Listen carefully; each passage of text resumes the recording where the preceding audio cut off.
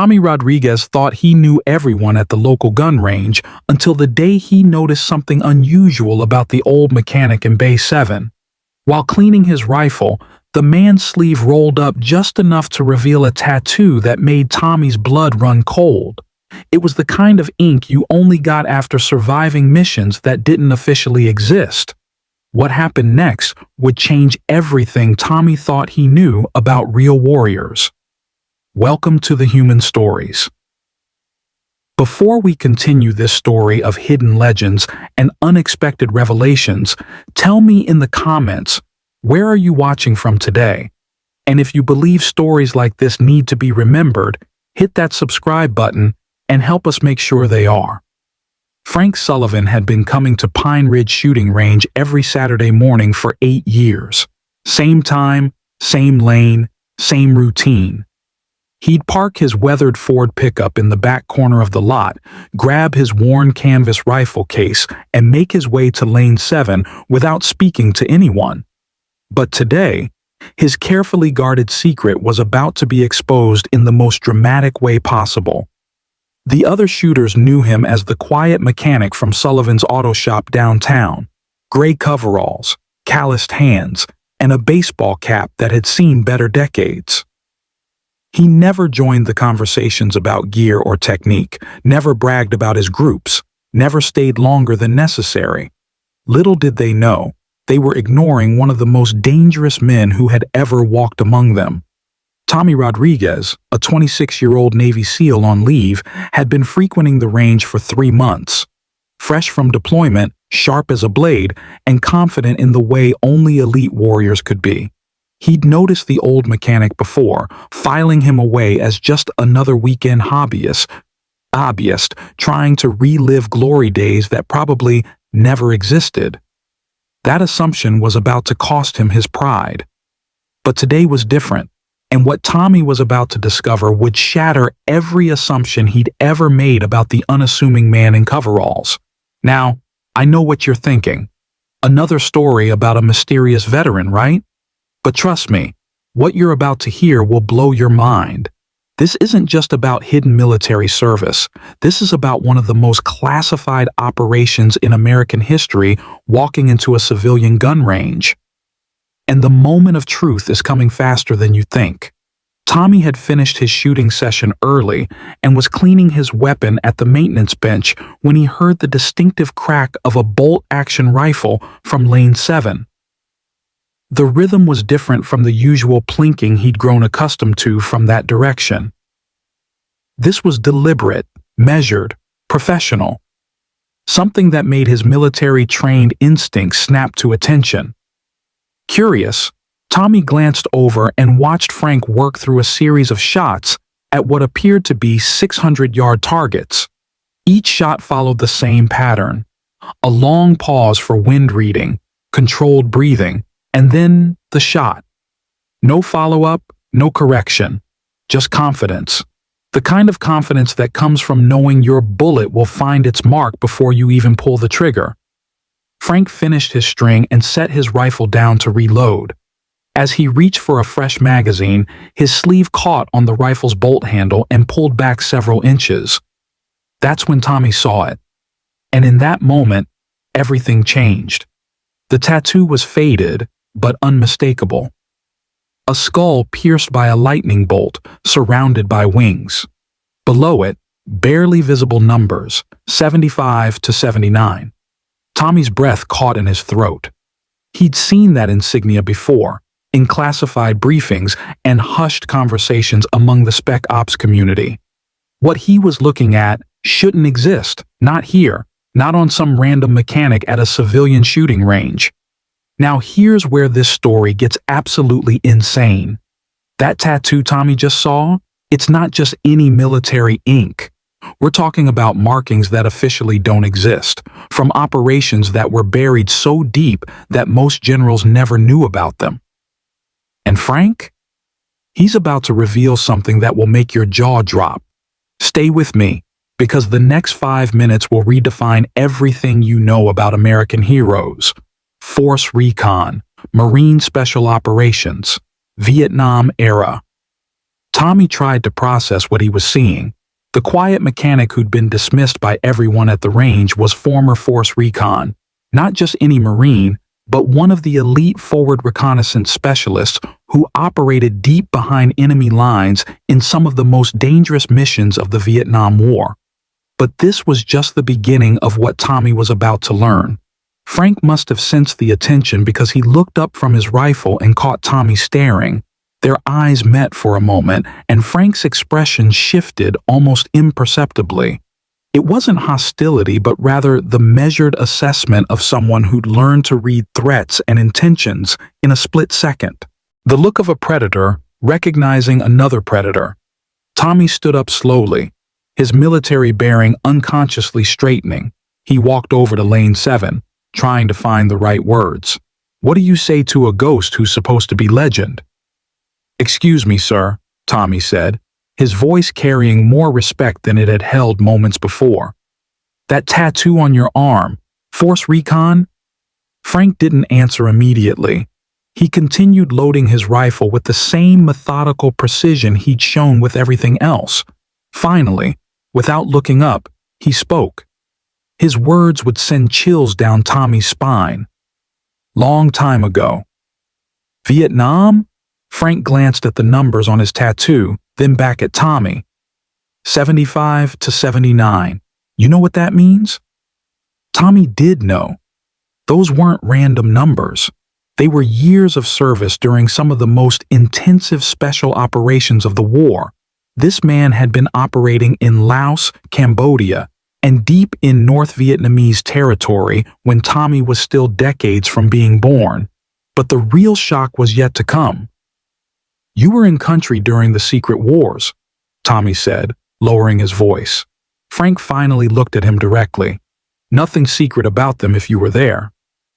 "Okay, pause for a second. I need you to understand what just happened here. Tommy, a Navy SEAL, one of America's elite warriors, just discovered he's been sharing a shooting range with someone from operations so classified they're still redacted today. But we're just getting started. What happens in the next few minutes will become legendary at this range.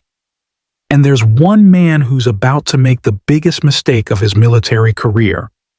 What neither of them realized was that their conversation had been overheard, and the man approaching them was about to make the biggest mistake of his life. Word had begun to spread around the range. A few other shooters had drifted over, including Marcus Webb, a former Army Ranger who'd been holding court near the rifle racks all morning, telling anyone who'd listen about his deployment experiences and showing off his custom precision rifle. Marcus was used to being the alpha dog at Pine Ridge Range. That was about to change. "What's all the fuss about?" Marcus asked as he approached, his voice carrying the casual authority of someone used to being the center of attention. Tommy started to explain, but Frank cut him off with a slight shake of his head. The message was clear. This wasn't for public consumption, but Marcus had caught enough of the conversation to piece things together.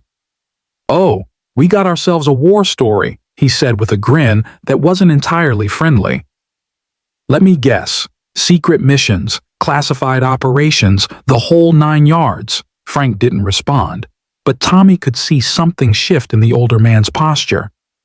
It was subtle, the way a professional fighter settles into stance before a bout, the way a coiled spring prepares to unleash. "I mean, no disrespect," Marcus continued, his voice getting louder, "but we've all heard the stories. Half the guys in here claim they were special forces. The other half were secret squirrels. Funny how there were so many heroes and so few regular soldiers." A small crowd had gathered now, drawn by Marcus's voice and the obvious tension. Frank calmly placed his rifle in its case and began packing his gear. But Marcus wasn't done. He was about to push the wrong man too far. "That's what I thought," Marcus said to the crowd. "All stories, no proof." Frank stopped packing.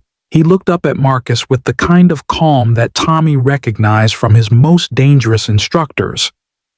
When Frank spoke, his voice was quiet but carried clearly across the suddenly silent range. And what he said next would change everything. What kind of proof would you need? Hold up. You think you know where this is going? You think this is just going to be some old guy showing off? Let me tell you something. What you're about to witness is the kind of shooting that gets talked about for decades. We're talking about skills that were forged in the jungles of Southeast Asia, tested in operations that never officially happened. Marcus has no idea what he just unleashed, and neither do you. Marcus, emboldened by what he took for an invitation, gestured toward the targets downrange. Well, if you're really what you claim to be, let's see some of that legendary marksmanship. I've been shooting competitively for 10 years, never been beaten at this range. Frank stood slowly, his movements economical and precise. What did you have in mind? Simple test, Marcus said, warming to his audience. We each take 3 shots at the 800-yard target. Best group wins. But here's the catch. We do it with iron sights only. No scopes, no fancy optics. Old school. Tommy winced. He'd watched Marcus shoot before, and the man was genuinely skilled. Moreover, he was in his 30s, at the peak of his physical abilities. Frank had to be pushing 70, and 800 yards with iron sights was a challenge even for active-duty snipers. But what Marcus didn't know was that he'd just challenged a legend to do what legends do best. Frank considered the proposition for a long moment. Then he nodded once. When he spoke, his voice carried the quiet confidence of a man who'd never missed when it mattered. All right. The range officer, drawn by the commotion, established the rules. Each shooter would have 3 shots at an 800-yard target. Best group measured center to center would win. Frank's bolt-action rifle would compete against Marcus's semi-automatic platform, but both would use only iron sights. The stage was set for an education in humility. Marcus went first, and Tommy had to admit the man could shoot. 3 shots clustered within a 4-inch group at 800 yards. It was impressive by any standard, and certainly better than most of the spectators could manage. Marcus was confident he'd just secured an easy victory. The crowd buzzed with appreciation as Marcus stepped back, clearly pleased with his performance. Your turn, old-timer. But what happened next would become legend at Pine Ridge Range. All right, this is it. This is the moment that will give you chills. Everything you've heard up to this point, the mysterious tattoo, the classified operations, the challenge, it all leads to what happens in the next 60 seconds. I'm telling you right now, what Frank is about to do will defy everything you think you know about marksmanship. And it's going to silence more than just Marcus. Frank approached the firing line with his rifle, an older model that looked like it had seen decades of use. The iron sights were worn but well maintained, and as he settled into position, Tommy noticed something that made him pay closer attention. This wasn't just experience, this was mastery. Frank's shooting position wasn't quite what they taught in modern marksmanship courses. It was older, more compact-packed, the kind of shooting stance developed for field work rather than range precision. But there was something undeniably professional about the way he settled in. Something that spoke of countless hours in places where missing meant dying. The first shot came after nearly 2 minutes of preparation. Frank had been reading wind, adjusting for distance, and settling into his natural point of aim with the patience of someone who understood that rushing led to missing, and missing in his former profession had meant death. When the shot finally came, it cracked across the range with authority. The spotting scope operator called out the hit, his voice betraying surprise. Dead center. The second shot followed the same deliberate process. Another 2-minute preparation, another perfect trigger pull. The crowd was beginning to understand they were witnessing something special. Dead center again. By the third shot, the range had gone completely quiet. Even Marcus had stopped his casual commentary. Frank's final shot cracked across the range with the same authority as the first two. When the call came back, It defied belief. Dead center. 3 shots, 1 hole. The silence stretched for several heartbeats before the range erupted in murmurs and low whistles. Tommy borrowed the spotting scope and confirmed what everyone suspected. Frank's 3 shots had created a single ragged hole barely larger than the bullet diameter, at 800 yards, with iron sights. It was the kind of shooting that belonged in legend, not reality. Marcus stared downrange, his confident demeanor evaporating. That's not possible. Not at 800 yards with iron sights. Frank was already packing his rifle away, his expression unchanged. When he spoke, his words carried the weight of decades of experience. It is, if you've done it before. Now you might think that was the end of the story. Frank proved his point, everyone was amazed, and they all went home. But you'd be wrong. What happens next reveals the true character of this man. The shooting demonstration? That was just the warm-up. The real story, the one that will stay with you long after this video ends, is what Frank shares about the cost of being that good. And trust me, it's not what you expect, but the real revelations were just beginning. As the crowd dispersed, still buzzing about what they'd witnessed, Tommy lingered near Lane 7. Frank was methodically cleaning his rifle, the same ritual he'd probably performed thousands of times. There were questions burning in Tommy's mind, and somehow he knew this might be his only chance to get answers. "Sir," Tommy said quietly, "can I ask you something?" Frank looked up, his expression neutral but not unfriendly. "Those missions you ran in Vietnam, were you really Force Recon?" Frank was quiet for a long moment, considering his words. When he finally spoke, his voice carried the weight of decades, and what he revealed next would exceed Tommy's wildest expectations. "Force Recon was just the beginning," he said. "After that, things got more complicated, more classified, the kind of operations where they don't keep records." Tommy felt a chill run down his spine. He was talking to someone who'd operated at levels of classification that most people didn't even know existed, but there was more. "Studies and Observations Group?" Tommy asked, naming one of the most secretive units of the Vietnam War. Frank's only response was a slight nod, but it was enough. SOG units had conducted some of the most dangerous reconnaissance and direct action missions of the war, operating deep in enemy territory with minimal support and maximum deniability. These were the men who walked into hell and came back with intelligence that changed the course of the war. "How many missions?" Tommy asked. "Stopped counting after the first year," Frank replied. "Figured if I came home, the number didn't matter. If I didn't, well..." He let the thought hang in the air like smoke from a rifle barrel. But Frank wasn't done sharing. What came next would give Tommy a new understanding of what real service looked like. Here's what I want you to remember about this moment. Tommy is a Navy SEAL. He's seen combat. He's been through hell and back. But what Frank is about to teach him will humble him in ways he never expected.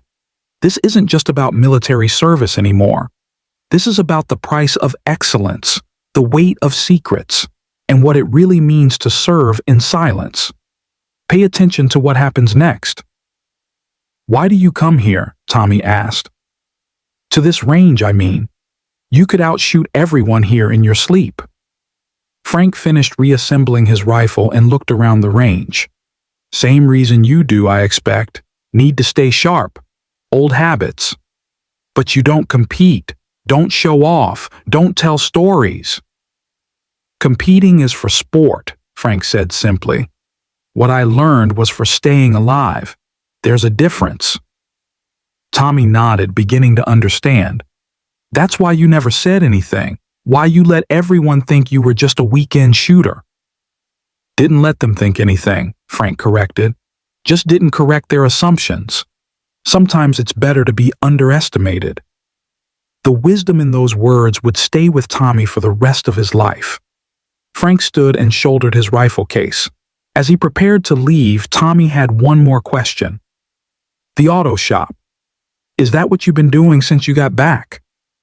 Frank paused, and for a moment, his carefully maintained composure cracked just enough to show the man beneath the legend. "Came home in '79. Took me about 10 years to figure out how to be a civilian again. Cars don't shoot back, and fixing engines is a lot like field stripping weapons. Same principles, different application." He started walking toward the exit, then stopped and turned back. What he said next would change how Tommy approached his own service forever. "Rodriguez, right? Navy SEAL?"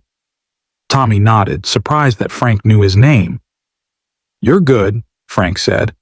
"I've been watching you shoot, but you rely too much on your equipment. Sometimes the fancy gear fails, and all you've got left is fundamentals."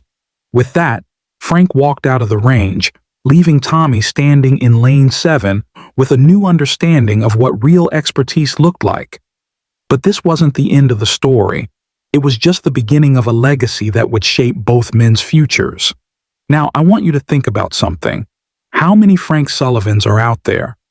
How many everyday heroes are walking among us, carrying skills and stories that could change your perspective on what real strength looks like? The story I'm about to share with you proves that Frank's influence went far beyond that one day at the range. And the final lesson he taught Tommy will probably change how you see the world. The story of what happened that day spread quickly through the local military community.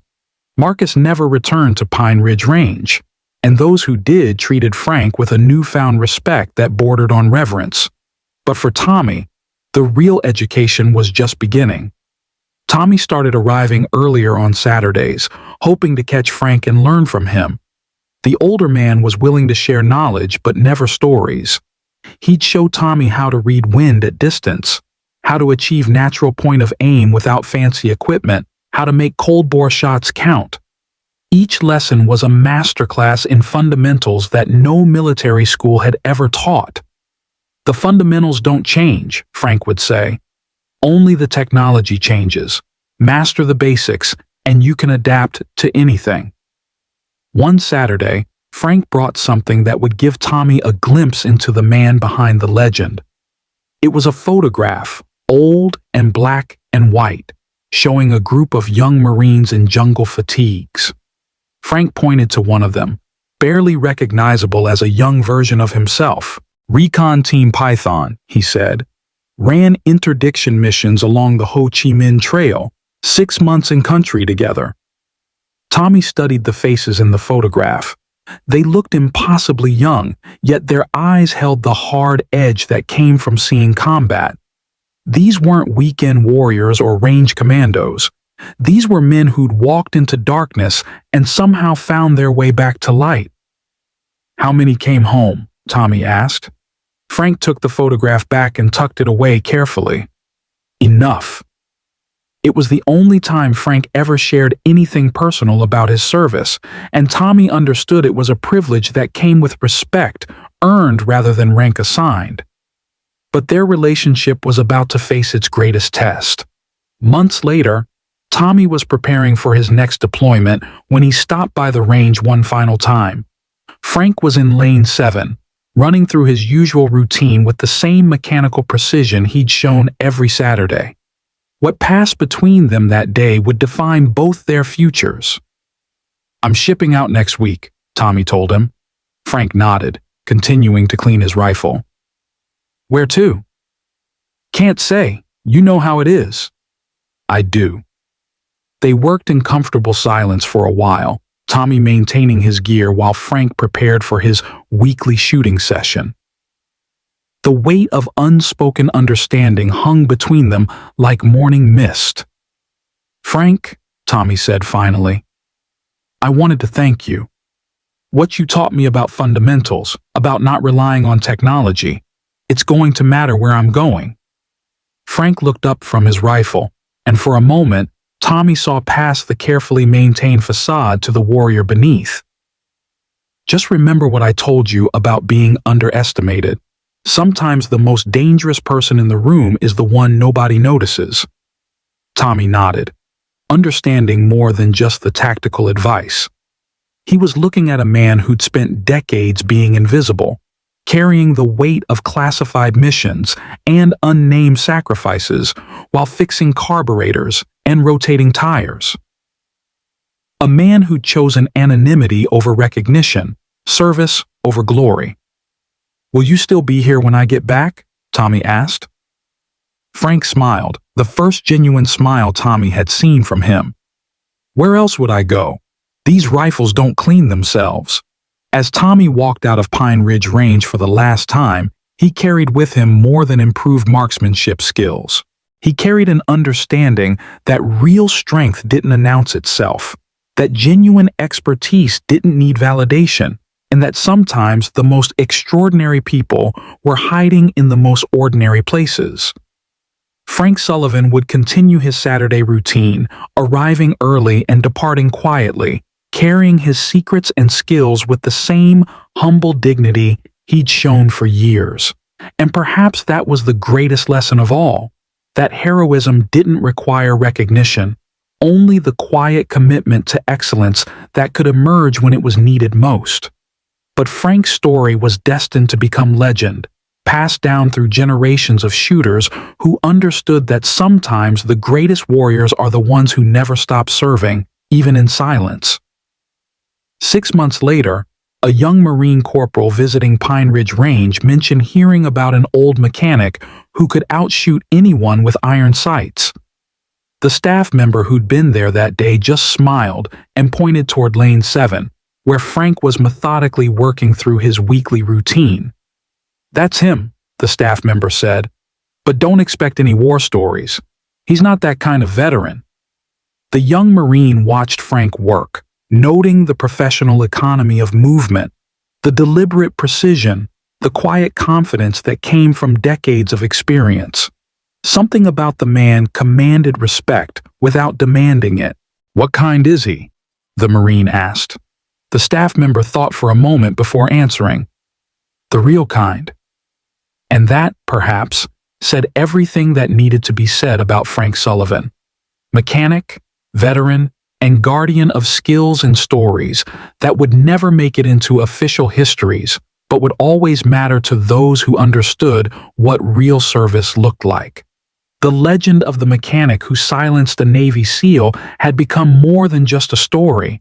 It had become a reminder that heroes walk among us every day, carrying their burdens in silence and their skills in readiness, waiting for the moment when their country might need them again. So now I ask you, have you ever encountered someone like Frank? Someone whose true capabilities remained hidden until the moment they were needed? Share their story in the comments, because here at The Human Stories, we believe that the most powerful legends are often the ones that never seek the spotlight. If this story moved you, please hit that like button to help us reach more people who need to hear these stories. Subscribe to our channel and ring that notification bell so you never miss our latest videos about everyday heroes and hidden legends. Your support helps us continue sharing these powerful stories of courage, sacrifice, and quiet strength. Thank you for watching, and we'll see you in the next one, where we continue to honor those who serve quietly, remember silently, and remain ready always.